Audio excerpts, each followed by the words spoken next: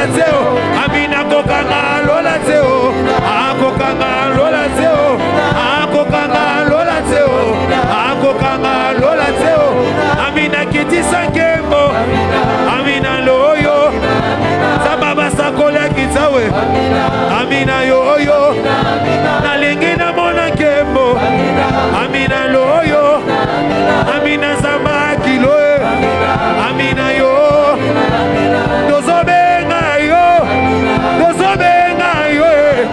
Dozobenga yo. Dozobenga yo. Dozobenga yo. Dozobenga yo.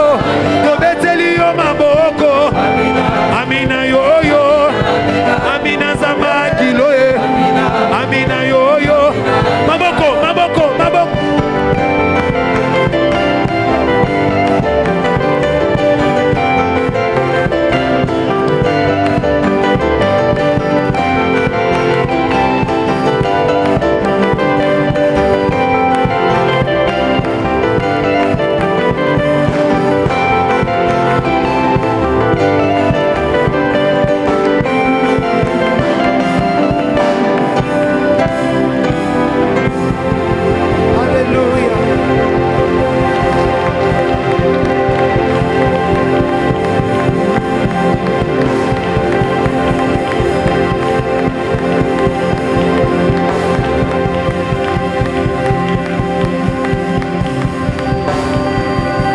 Acclame celui qui t'a exaucé ce soir.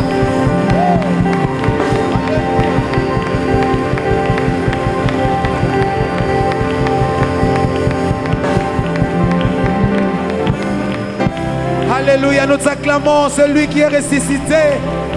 Alléluia, nous poussons des cris de joie à ton honneur ce soir. Alléluia, Alléluia, Jésus. Ezaposa ya motema nanga Dena sopie liboso na yo Yahweh ya motu ya kozala se na makolo na yo okumba ngae na mozindo. Je vais le chanter avec l'église. Ezaposa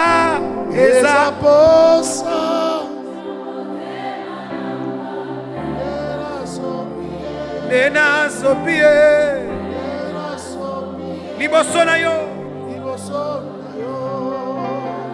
ya motu ya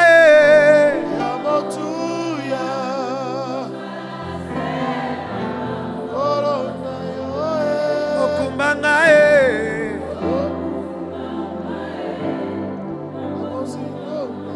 ongeza posa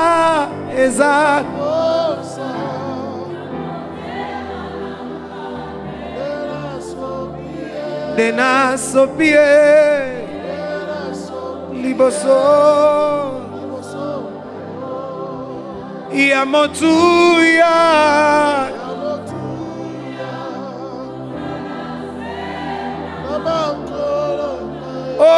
yokumbanga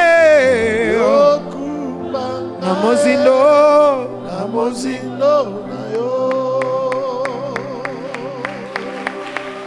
Merci d'acclamer Jésus, merci d'acclamer le roi. Oh Ramashandarabos, Shandarabos. Oh Rabashakarababos, Sandarabos. Alléluia, alléluia. Merci Jésus, alléluia. Est-ce que quelqu'un peut exagérer avec des cris de joie, avec les acclamations? Sous Rabos. Merci Jésus. Alléluia. Alléluia. Amen. Amen. Demande au Seigneur de te parler ce soir. Que le Seigneur se révèle à toi. Nous prions au nom de Jésus. Oui Seigneur, nous voulons t'écouter. Parle à nos cœurs, parle à nos vies. Transforme nos vies. Change notre histoire. Commence autre chose. Commence autre chose. Change les règles, change les lois. Établis une nouvelle chose. Que ta parole nous transperce, que ta parole attire, que ta parole bénisse, que ta parole libère, qu'un peuple nombreux soit béni ce soir, dans les noms de Jésus-Christ. Gloire à toi, Seigneur Jésus. Amen.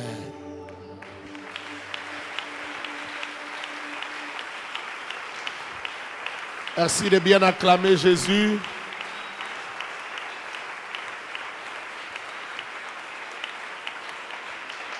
Gloire au Seigneur, gloire au Seigneur.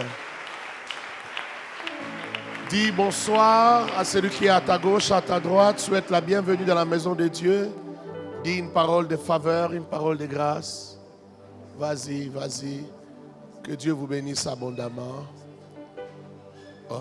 J'ai vu, il y a des gens qui n'ont pas salué. Ils sont restés à leur place. C'est difficile de saluer les gens autour de toi. Alléluia. Je ne t'entends pas. Alléluia. Voilà. Si tu as Facebook avec toi, rapidement ouvre, partage et connecte-toi au message. Partage rapidement. Ceux qui sont en ligne aussi, partagez avec les amis, ceux qui nous suivent. Que tout le monde soit connecté. Nous voulons partager des choses très, très, très importantes. Je vais finir rapidement ce que j'avais commencé hier. Et puis entrer dans la matière du jour.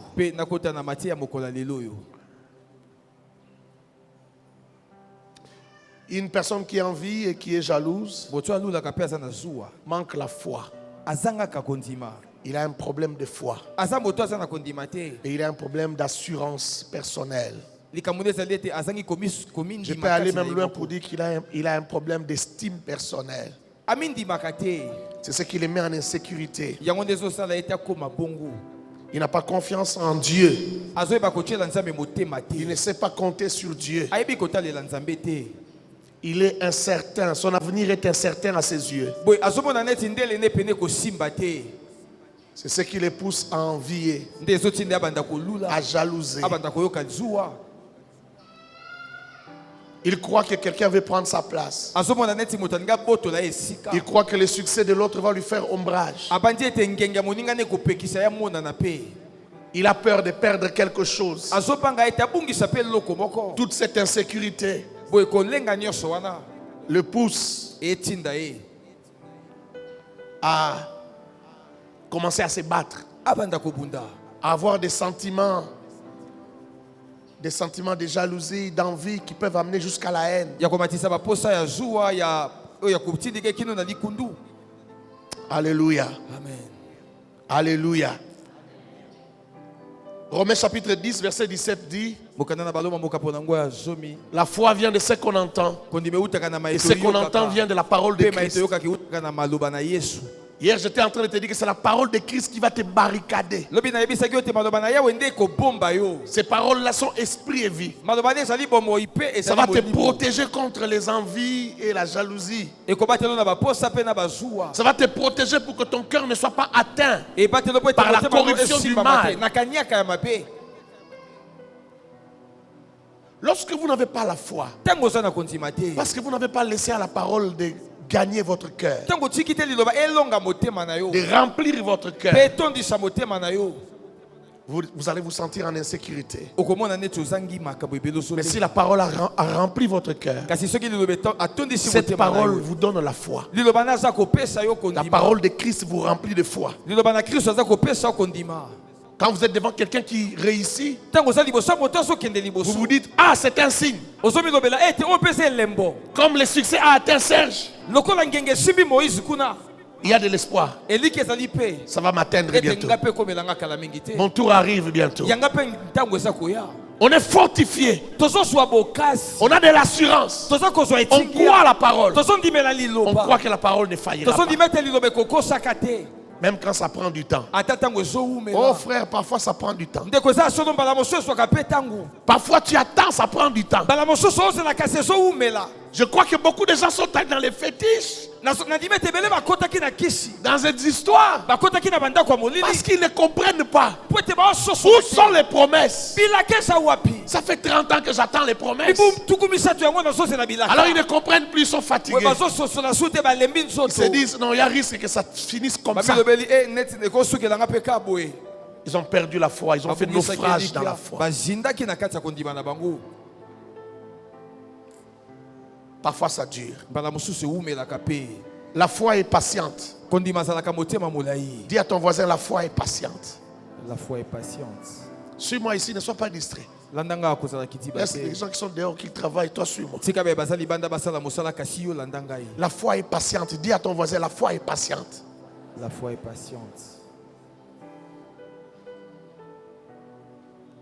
Dis-lui, ça peut prendre du temps. Alléluia. Ça peut prendre du temps. Mais la foi continue à croire. La foi continue à croire. La foi continue à croire. Que Dieu bénisse celui qui comprend ces choses. Est-ce que tu comprends ces choses-là? La méchanceté commence lorsqu'on n'a plus de remords pour le mal qu'on a causé à autrui. Quand il t'arrive, c'est un signe que tu saches que tu es en train d'atteindre le niveau de la méchanceté. Lorsque tu constates que tu fais du mal, l'autre souffre, mais toi tu ne sens plus rien. Tu ne regrettes pas. Tu n'as pas de remords. La méchanceté commence là-bas. Vous savez, dans le monde de la sorcellerie, on n'a pas de pitié. Dans le monde de la sorcellerie et dans le monde de l'occultisme, la pitié est synonyme de faiblesse. Quand tu as pitié de ta proie ou de ta victime, tu n'es pas digne d'être un bon sorcier. Tu es faible. Tu dois manquer la pitié. Tu dois manquer de remords. Tu ne dois pas regretter le mal que tu fais. C'est en cela que tu es digne d'être un bon sorcier. En cela tu es digne d'être fils de ton père. Nous, notre père à nous, pour être son fils, il faut bénir ceux qui te maudissent. Je ne t'ai pas écouté. Je ne t'ai pas écouté. J'ai dit, il faut bénir ceux qui te maudissent. Il faut prier pour ceux qui te font du mal. Faire du bien à ceux qui te font du mal. La Bible dit, en cela vous êtes fils de votre père. Nous l'avons lu hier dans Matthieu chapitre 5 verset 44 à 47. Alors comprends ces choses-là. Lorsque tu fais du mal, tu n'as plus de remords. Tu es entré dans la parcelle de la méchanceté. Tu atteins d'autres niveaux. Ce n'est plus seulement des péchés que tu fais, mais tu vas dans la méchanceté. La méchanceté a sa source dans la faiblesse, je l'ai dit hier. Dans la faiblesse. Tu vas bien? Oui, je vais bien. Il n'y a que celui qui se sent faible, en insécurité, comme je disais tout à l'heure, qui se sent impuissant, qui manifeste de la méchanceté. Un homme que Dieu a béni n'a pas besoin d'être méchant.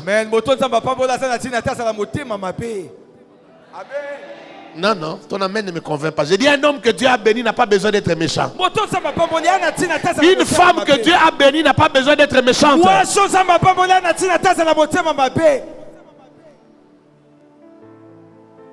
Quand tu manifestes de la méchanceté, ça veut vraiment dire que tu vas mal. Tu ne crois pas en ce que Dieu va faire dans ta vie.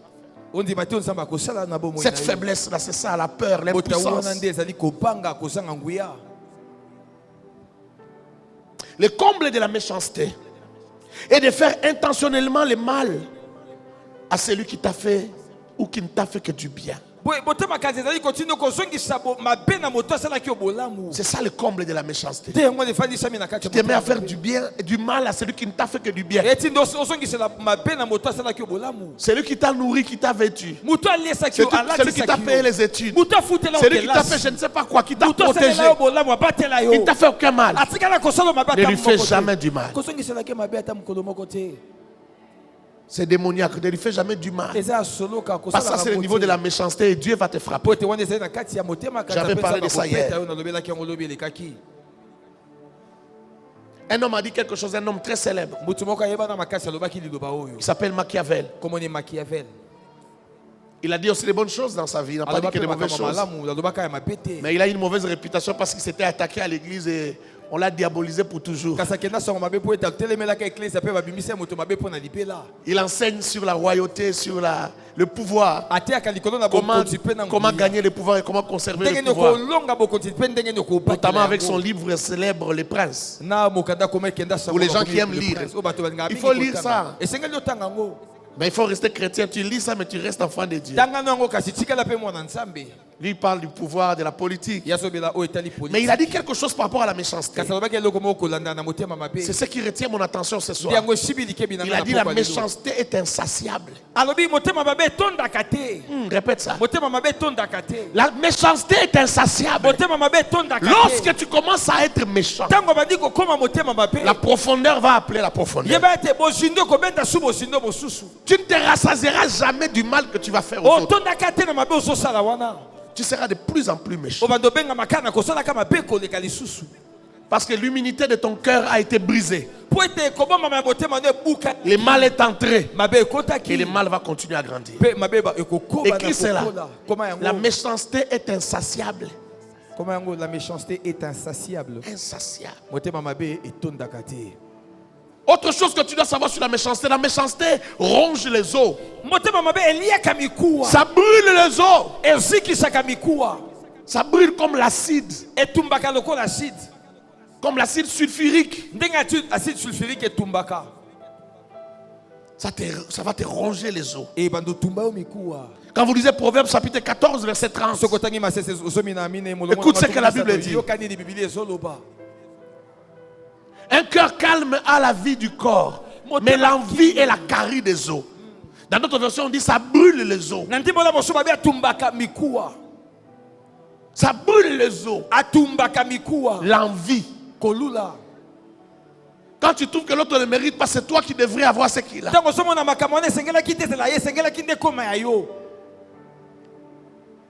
C'est l'origine de la méchanceté.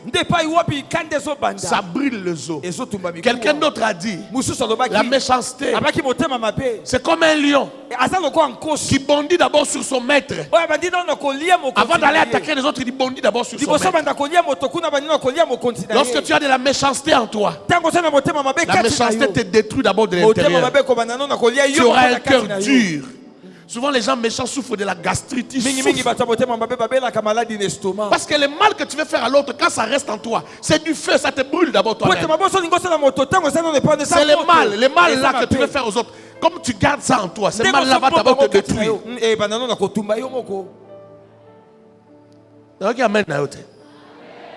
Un jour j'étais en train de trancher un problème entre deux fiancés.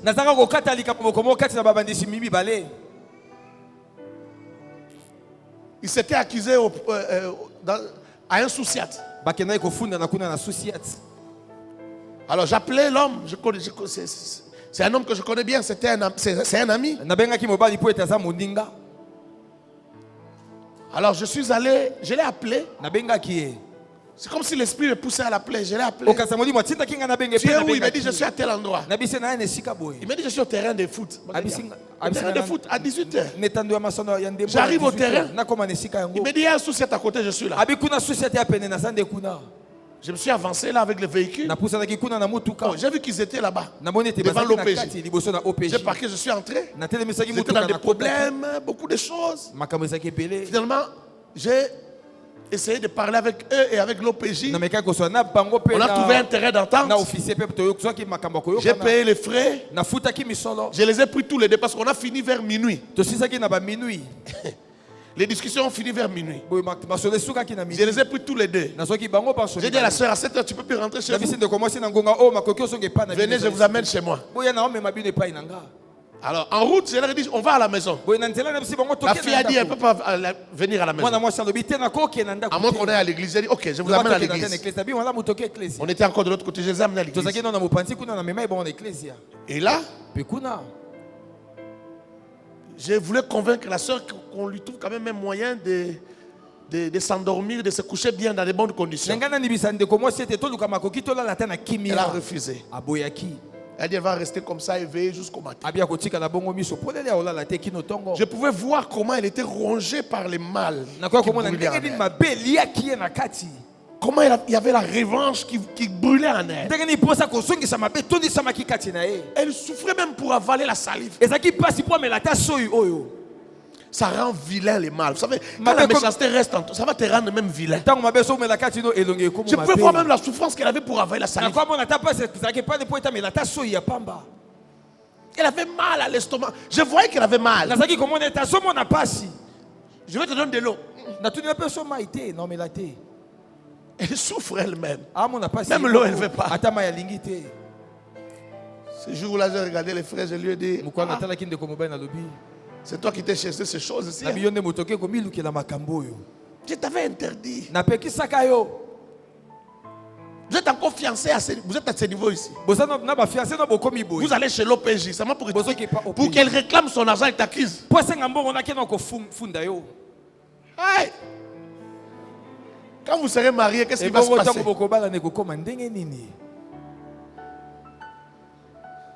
Il y a des femmes qui poignardent les hommes. Tu as déjà vu un homme qui fuit son mariage? Vous connaissez seulement des femmes qui fuient. Il y a aussi des hommes qui fuient.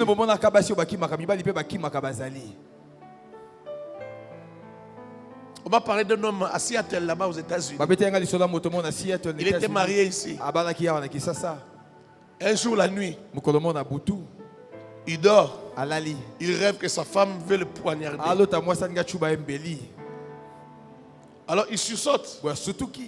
Quand il sursaute, il regarde comme ça. Il trouve sa femme sur lui. Avec un couteau. Avec un couteau. Il n'a plus dormi. Il s'est réveillé. Le matin.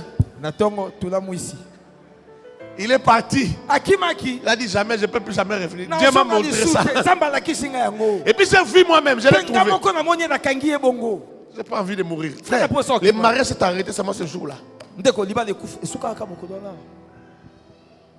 Attention à la méchanceté. Ça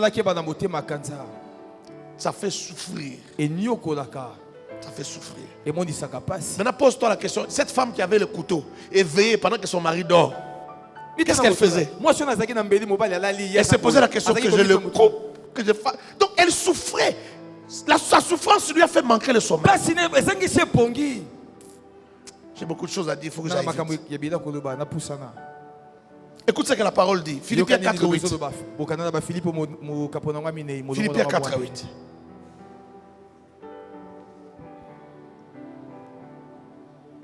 Au reste, frères, que tout ce qui est vrai, tout ce qui est honorable, tout ce qui est juste, tout ce qui est pur, tout ce qui est aimable, tout ce qui mérite l'approbation, ce qui est vertueux et digne de louange, soit l'objet de vos pensées. Les pensées là, c'est ça les cœurs.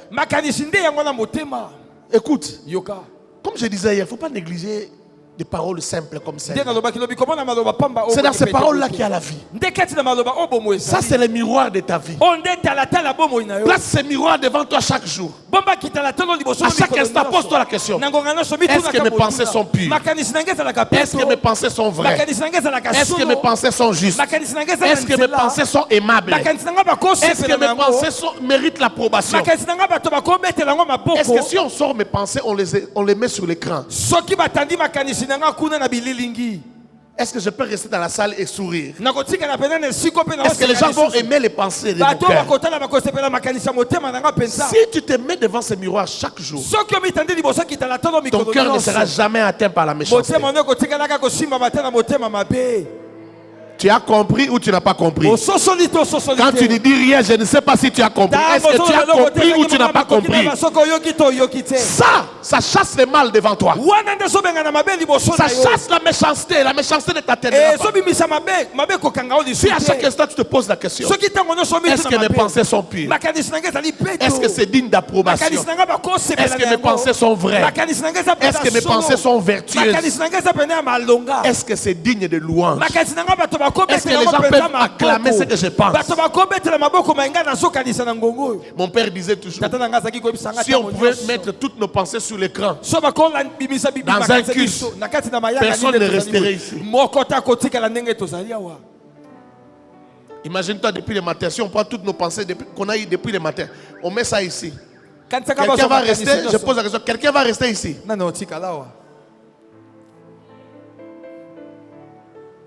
Devant, au-dessus de chaque pensée, on met les noms. Serge.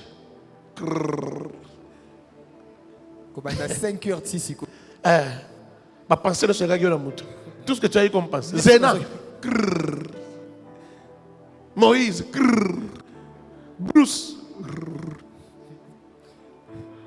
Luc. Est-ce qu'on va rester ici? Je pose la question. Toutes les pensées qui tombent. Et il y en a même, et puis on met les pensées même de maintenant. Tu vas voir des gens ici. Pendant qu'on donne les offrandes, une femme passe pour donner les offrandes. Lui regarde derrière.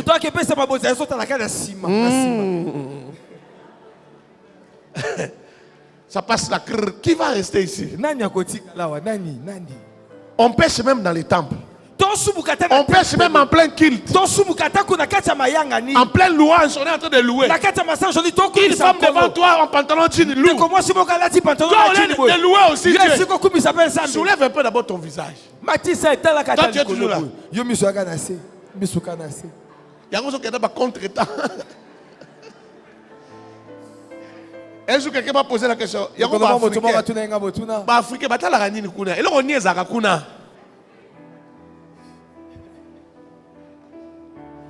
Je peux avancer.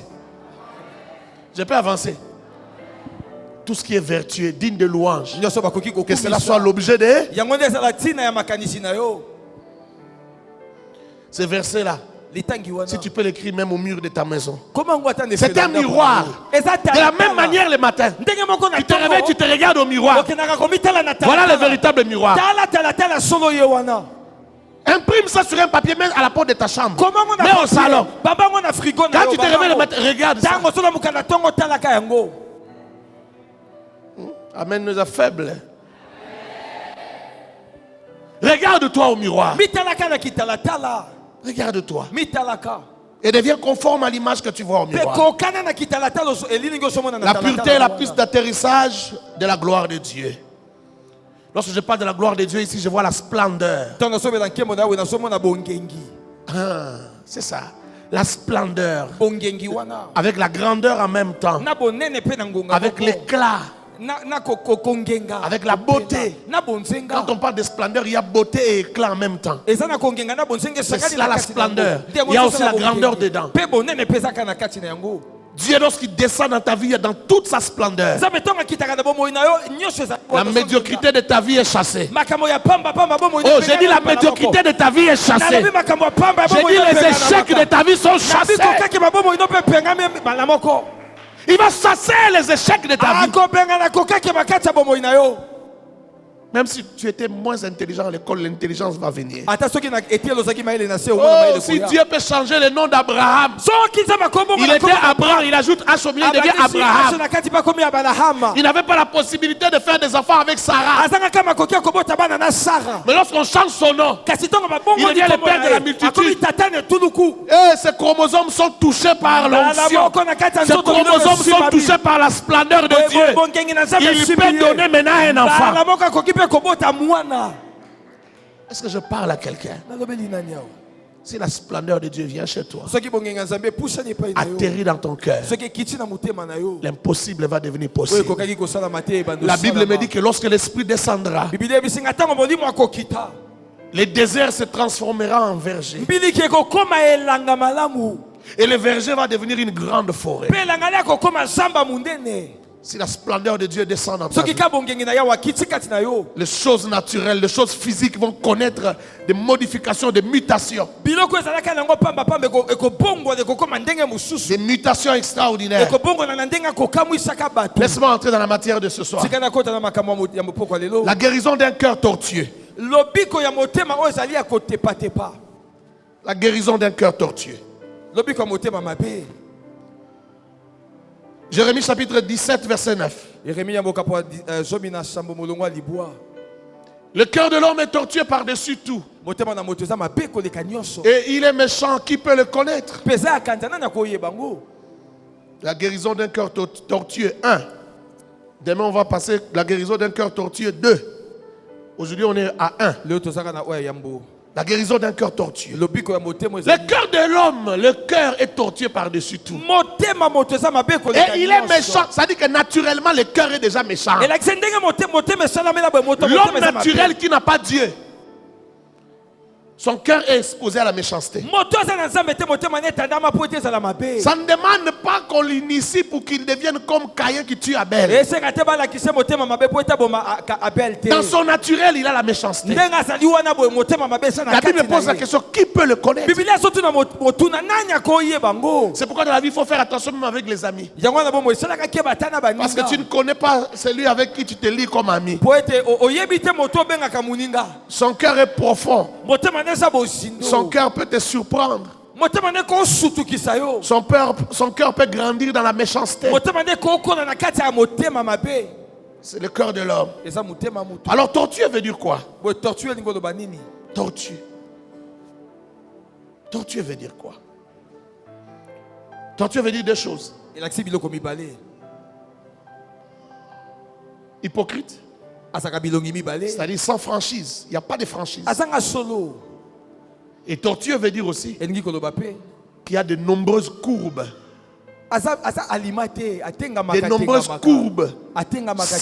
Sinueux. De nombreuses courbes. Nyoka.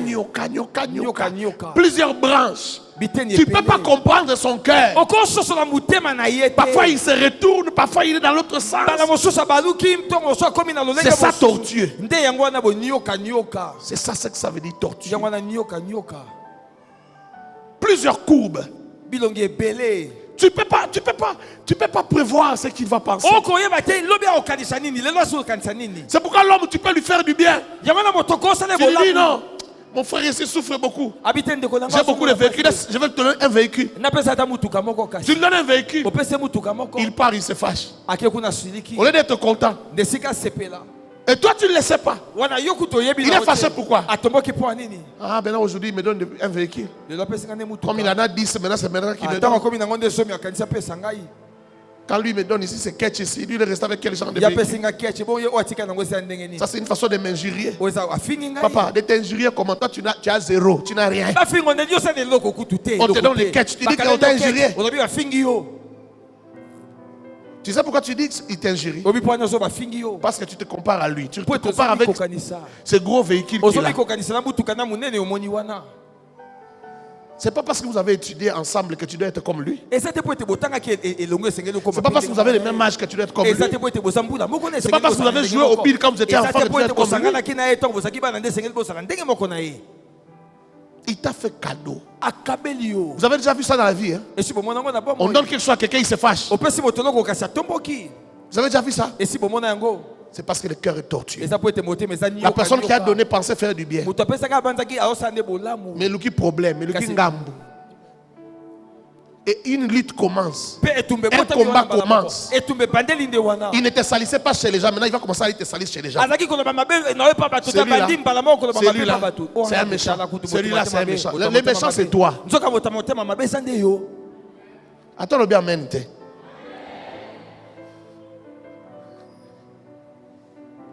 Ah, il m'a injurié. Pourquoi il m'a donné ça? Vous savez, un jour, on était dans un métro à Tunis. En 2004. Et il y avait des noirs il y avait quelques noirs dans le métro. C'était pendant la période de Ramadan. Et pendant la période de Ramadan, beaucoup de gens, ceux qui sont pauvres, sortent sur la rue, dans les métros et partout pour demander, pour mendier. Parce que comme c'est le Ramadan, les gens vont leur donner. Alors une femme âgée, une femme vieille, a commencé à demander. Elle demandait en arabe. Elle demandait à tout le monde. Même chez les étudiants noirs là, elle demandait. Ses frères tunisiens ne lui ont pas donné. Alors un garçon, Westaf, un noir, il venait d'arriver, il n'était pas encore habitué. Il a posé la question, c'est quoi? Qu'est-ce qu'elle veut? Oh non, elle mendie, elle demande l'argent. Il venait de retirer l'argent au Western. Les 10 chiffres. Il avait son argent dans la poche. Il ne maîtrisait pas encore la monnaie. Il a sorti un billet de 20 dinars. 20 dinars, là, c'était à peu près $18. Il a retiré. Il avait tellement compassion. Il a dit, prends. La maman a pris les billets. Elle était un peu courbée. Elle a regardé. Elle a crié, hey! C'est un noir qui me donne un billet comme ça. Vous, mes frères, vous êtes là. C'est un noir qui me donne ça. Ça, ce n'est pas la punition du ciel. Ça.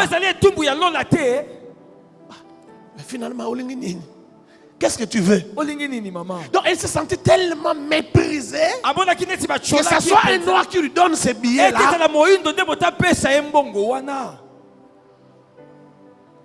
Et il y avait un autre Africain là-bas. Comme là-bas on nous appelle des Africains alors que tous nous sommes Africains. Qui entendait l'arabe? Elle entendait l'arabe là. Il entendait l'arabe là. Il a entendu ce que la femme là disait. Il a dit, mon cher, pourquoi tu lui as donné? Pourquoi tu lui as donné? Mais il est en train de t'injurier presque. Il a dit, je vais prendre ça.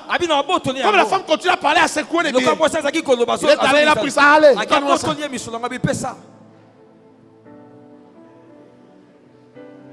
Au prochain arrêt, il a dit à descendant. C'était aussi méchant. Mais est-ce que vous comprenez pourquoi cette femme a commencé à souffrir quand on lui a donné encore? Elle souffre. La vie était très moins chère en Tunisie à cette époque-là. Les 20 là, ça pouvait lui faire la provision même d'une semaine. Les 20 là, c'était la provision d'une semaine. Elle a commencé à crier, à dire la malédiction sur elle. Parce que c'est un cas là qui lui a donné.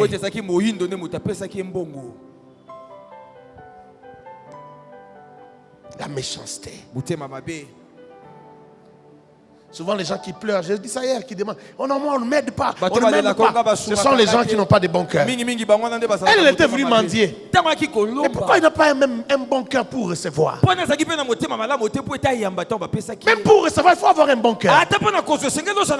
Dis à ton voisin, même pour recevoir, il faut avoir un bon cœur. Pour se plaire du cadeau, il faut avoir un bon cœur. Un bon cœur. Dis à ton voisin. Moi j'ai déjà vu des disputes qui commencent dans des foyers parce qu'un homme a fait un cadeau à sa femme. Donc tu fais cadeau, les problèmes commencent. Au lieu que ça soit la joie. Dans un premier temps, tu m'as acheté les pagnards. Après un moment il commence à réfléchir. Il m'a acheté un pain. C'est Dieu qui l'a touché ou c'est quoi? Non, s'il m'a acheté un pain, c'est qu'il a d'abord acheté à sa maman. C'est pourquoi il s'est dit que je lui achète aussi. L'humeur change. Même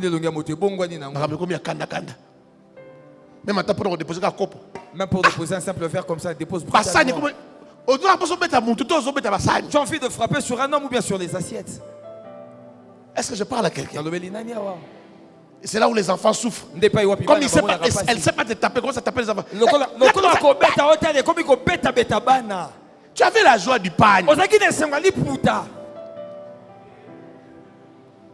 On t'a même demandé l'argent pour aller faire coudre.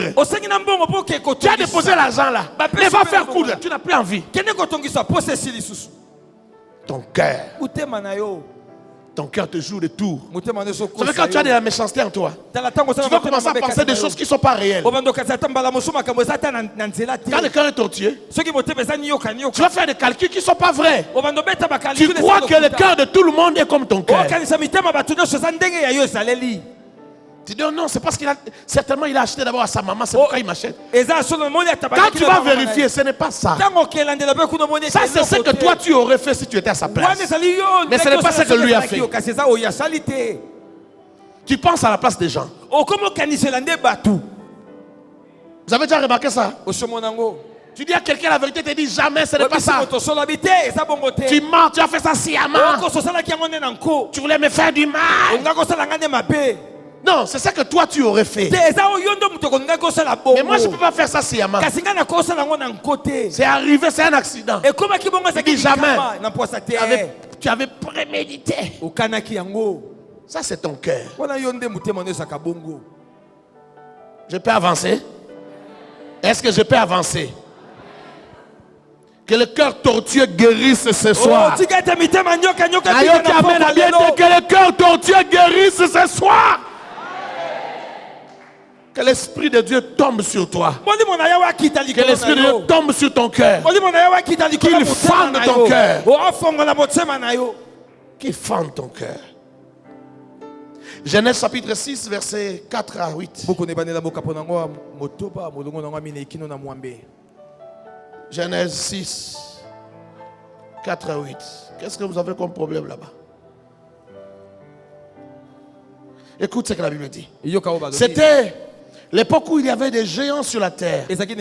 Après que les fils de Dieu furent venus vers les filles des hommes et qu'elles leur eurent donné des enfants, ce sont là les héros des temps anciens. L'Éternel vit que la méchanceté de l'homme était grande sur la terre et que chaque jour son cœur ne concevait que des pensées mauvaises. L'Éternel vit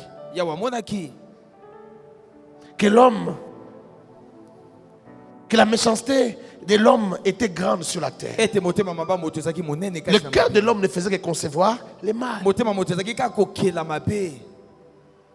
L'Éternel regretta d'avoir fait l'homme sur la terre et son cœur fut affligé.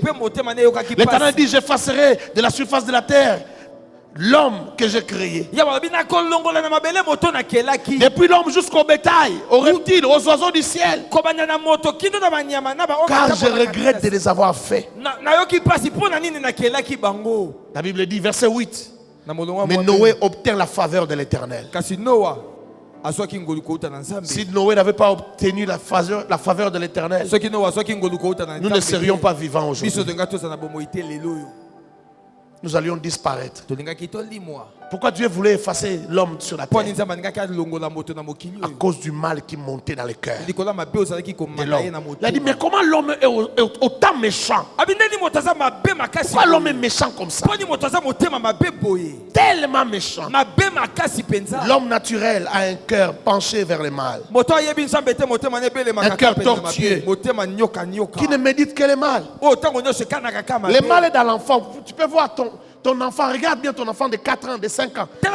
Il y a 4 ans, 5 ans. Tu dois lui apprendre ce qui est bien. Parce que tu vas voir que cet enfant-là, son cœur est déjà penché vers le mal. Naturellement. Quand tu lui donnes 2 bonbons, après tu lui dis, remets-moi un bonbon, il refuse. Il faut lui apprendre. Tu lui dis, bon, tu peux manger dans l'assiette de ton frère, que ton frère aussi mange dans ton assiette. Il refuse qu'on mange dans son assiette. Son cœur est naturellement mauvais. C'est toi qui vas l'éduquer. On n'apprend pas un enfant à mentir. Il a tendance déjà à mentir dès le début. Alléluia. Alléluia. Alléluia bien. Je suis en train de réfléchir, j'étais quelque part, je ne sais plus où. J'étais avec une petite fille dans une famille, un enfant, toute petite là, très intelligente. Très intelligente. Alors j'ai sorti des bonbons partout là, contre la toux. J'ai pris. Non, j'ai demandé qu'on m'achète. C'est eux qui m'ont acheté.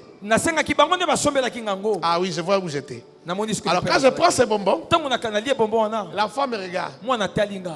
Il dit, Pasteur Timothée. Ça, c'est les bonbons. Moi, j'ai dit, non, ça, c'est pas les bonbons. Ça, c'est les médicaments contre la toux. Sa grand-mère lui dit, non, ça, c'est que les pasteurs prennent, c'est contre la toux. C'est les médicaments. Il a dit, c'est les médicaments. Hein? C'est les médicaments. Papa, un enfant qui n'a pas encore 3 ans, mais qui essaie de me manipuler. Il a dit, pasteur, c'est les médicaments, non? Il a dit, oui. Il dit, ah, moi, je ne prends pas les médicaments. Je ne prends pas les médicaments. Elle va jouer. Après un moment, elle revient. Elle dit, ah, pasteur, j'ai la toux. L'enfant n'a pas encore 3 ans. Donc l'enfant, pour elle, elle s'est dit, j'ai compris ton jeu. Je vais entrer dans ton jeu. Comme tu me mens, on va se mentir. On va se mentir, moi et toi. Et non, ce n'est pas les bonbons, il n'y a pas de problème. Mais comme tu me mens, moi aussi je vais te mentir. Nous tous, on va prendre pour la toux.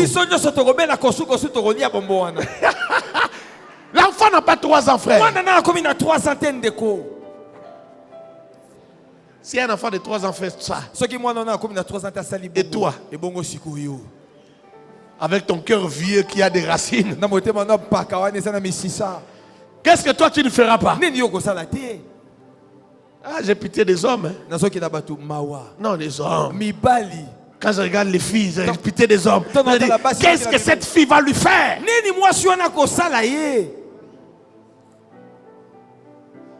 Je peux te faire confiance? Je parle aux filles de la haine. Je peux vous faire confiance? Non, j'ai peur. Je sais pas ce que tu vas lui faire. Vous les frères aussi, parfois vous pensez que ce sont des blagues. Hein? Quand tu veux te marier, tu crois que ce sont des blagues. Ah, petite, je vais te mettre. Tu crois que tu es boss? Tu n'es pas boss. Tu vois, avec ta taille, là, avec ton âge, là, on va te balancer comme ça. On va te balancer. Tu vas pas. Un jour, un pasteur m'a appelé. Je suis allé pour trancher les problèmes chez lui à la maison. Il m'a dit, pasteur Timothée, viens vite. Parce qu'il avait des problèmes avec sa femme. Quand j'arrive, je le fais asseoir. J'ai dit à la femme, c'est quoi? La femme m'a dit, oh, mais c'est lui qui t'a appelé, qui l'explique. Qui l'explique. Quand le mari a pris la parole, il dit, moi je ne comprends pas ma femme. Comme je suis là, elle sait que je suis un serviteur de Dieu, que je n'irai pas dehors. C'est pourquoi elle joue avec moi comme ça. Elle me fait des choses.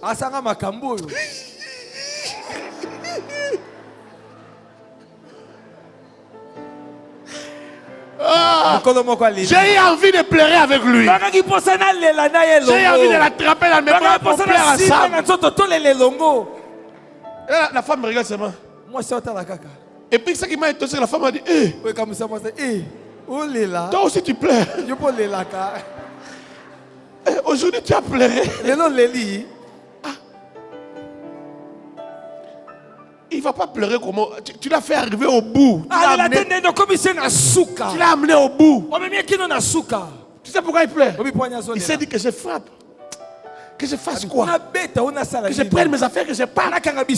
Il n'a pas trouvé quoi faire. Donc quand il pleurait là, il s'est même dit, ah, aujourd'hui, même le pasteur Timothée a su ce qui se passe dans ces foyers. Je suis ridicule. C'est tout ça qui le fait pleurer. Il dit, je suis ridicule comme ça. Tout ça à cause de toi, ma femme. C'est pourquoi il pleure. Il s'est senti tellement diminué. C'était pénible même pour moi parce que je me disais, il fallait que je l'encourage maintenant parce que je me disais, il souffre parce que je suis en train de voir ce qui se passe. C'est pas facile. Hein? Vous les frères, arrêtez de penser que c'est facile.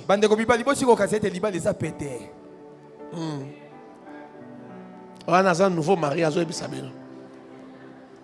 C'est pas facile. Tu te crois. Tu l'appelles même. Oh, petite. Papa,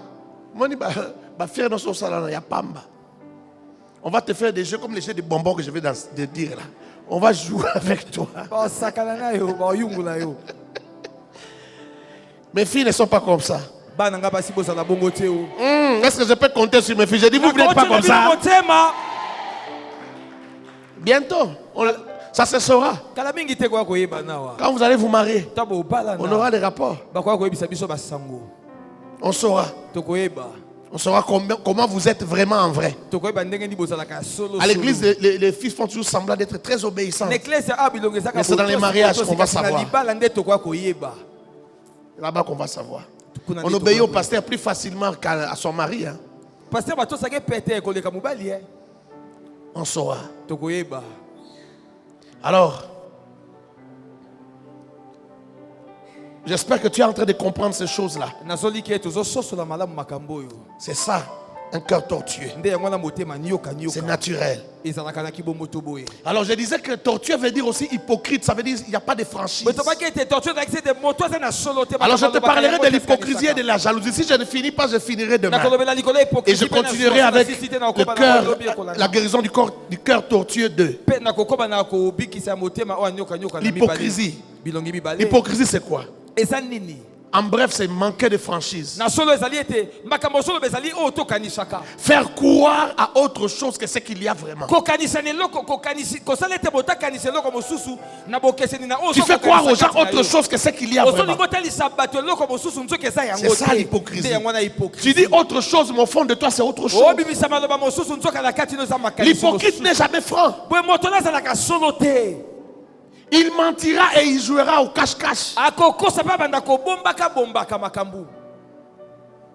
Il peut aller jusqu'à cacher son jeu, à voler pour cacher son jeu. Il peut aller jusqu'à faire semblant de faire du bien juste pour cacher son jeu. Il cache son vrai jeu. Tu vas voir quelqu'un d'autre très gentil, très doux, mais il cache son jeu. Il a des griffes à l'intérieur de lui. C'est un loup, mais qui est couvert de la peau de brebis. À l'intérieur, c'est un loup. Alors il fait des bonnes choses, des œuvres. C'est cette peau-là. Mais au fond, c'est quelqu'un de méchant. L'hypocrite ne dit jamais ce qu'il pense. Il dit pas ce qu'il pense. Il pense autre chose, il dit autre chose. Il sourit lorsqu'il est rempli de colère et d'animosité. Il te sourit, il te salue. Bonjour mon frère. Bonjour, je vais bien. Même à l'église. Surtout dans les églises où on fait des élections pour élire des diacres et des anciens. Il y a des communautés comme ça. Tu vas voir, l'ancien te salue. Toi, dirigeant de la chorale, il te salue. Un zéna. Toi, tu crois qu'il te sourit de vrai. Il ne te sourit pas. Il a la colère. Mais il te sourit. L'hypocrisie, on trouve beaucoup d'hypocrisie dans les églises. Dans les églises, il y a beaucoup d'hypocrisie. Il ne fait confiance à personne. Un hypocrite ne fait pas confiance aux gens. Parce que lui-même, donc il fait une projection. Il croit que toi aussi tu es comme lui. Alors comme lui, il n'est pas vrai, il croit que toi aussi tu n'es pas vrai. Donc il n'a confiance en personne. Il fait semblant d'être solidaire avec vous alors que son cœur est ailleurs. Quand tu souffres, il dit, oh, que Dieu te console. Oh, bien-aimé, oh, certainement que tu as mal. Oh, vraiment. Ça doit être dur. Hein? Hypocrite, il sent rien. Je me rappellerai toujours d'un pasteur. Un autre ami pasteur était décédé. Alors il m'a appelé, est-ce que tu sais? Moi j'ai dit oui, je suis au courant. Il dit bon, tu peux venir me prendre comme ça, on va aller ensemble. Quand je l'ai pris, tous les chemins, il n'a fait que critiquer celui-là qui était mort. Il est mort par sa faute. Si vous avez écouté, tout ça. Maintenant quand on arrive là-bas, il arrive, il voit qu'il y a d'autres pasteurs qui sont là. Il approche là où il y avait les cercueils. J'ai vu du théâtre. Donc le cercueil est là.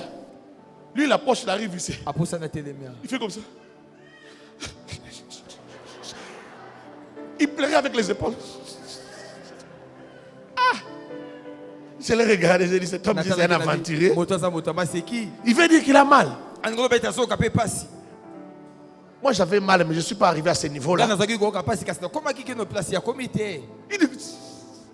Les gens sont venus l'attraper. C'est comme si c'était lui, il était même le frère de celui qui est mort.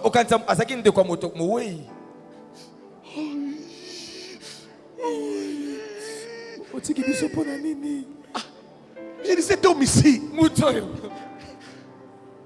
on est venu avec lui. Moi j'étais triste, lui il était normal.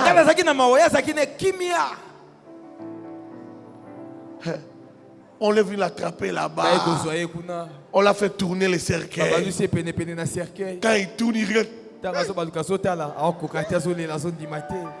On les tourne, on les tourne, on les tourne. On va le faire asseoir. Il s'assoit. Moi je l'ai regardé, j'ai dit,